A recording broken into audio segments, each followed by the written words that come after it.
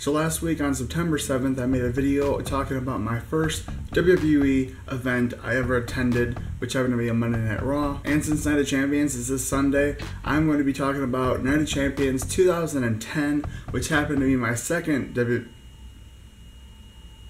Oh my god, they're moving.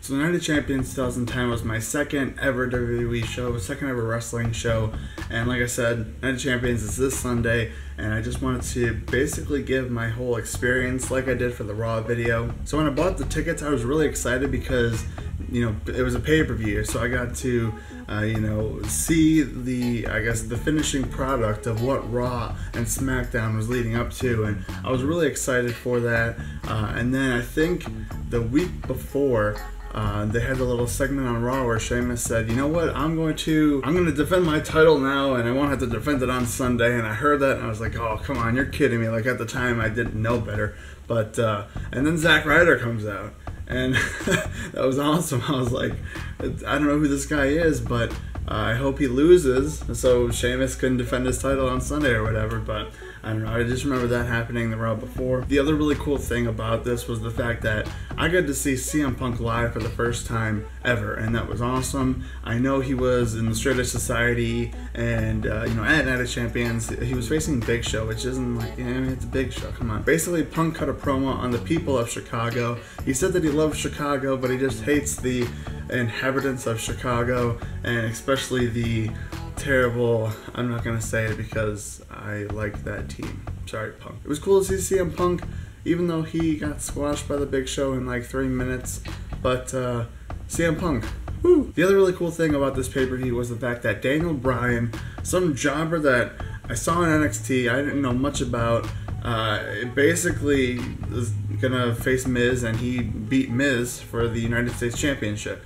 At the time, I was a little upset because the Miz was one of my favorites, and today I see it as a really cool moment, the fact that Daniel Bryan won his first ever title in the WWE, and just knowing like the background and just knowing where Daniel Bryan came from, the fact that I got to see him win his first ever title in the WWE is just a pretty cool moment. And now I regret not cheering for Daniel Bryan and just sitting down, and I should have been celebrating. But hey, time changes, and Daniel Bryan went on to do big and better things than The Miz. And then this was the pay-per-view where it was Melina versus Michelle McCool, and this is where they unified the Divas and the women's title. They pretty much, I think at the time, the women's championship was cut in half somehow, and Layla had one half and Michelle McCool had the other half. So it was pretty much unifying the two Divas title, or the Divas title and the women's title. They made it the Divas title, so that was the last night that the women's title was really in use, so that was pretty cool to see. And then they unified the titles. I think Michelle McCool won, so yeah, that was another cool thing from that show. And then the thing I was so excited for, the fact that I got to see Undertaker versus Kane. Holy cow.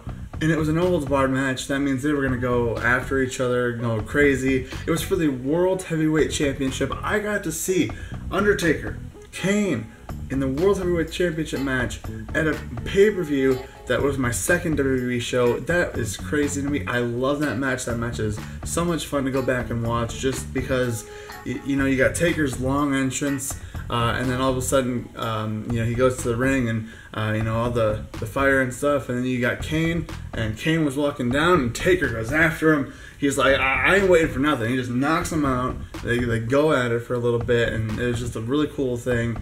Taker lost, but that's okay. I got to see Taker and King go at it, and that was awesome because Undertaker.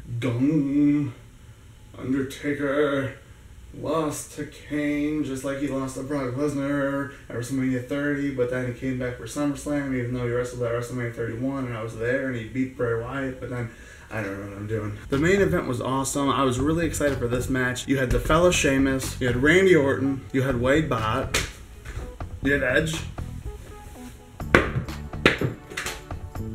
you had Super Cena, and Chris Jericho, all in one match. Holy cow. And then later in the match, you had the Nexus come out, and basically this match was a like elimination type match. So I think Jericho was the first one out, and it ended up being, I think, Sheamus and Randy Orton in the final two. You had Randy Orton with an RKO, it wasn't out of nowhere at the time, to win the match. He wins, he goes and does his little gimmick, he holds up the title. Holy cow, I'm walking out of the place. Orton's the new champion, and that was an awesome show. So I hope you liked that video. More will be coming soon. Thanks for watching. Talk to you guys later. Bam. Alright, you can stop backing up. You're going to hit my window. Sir?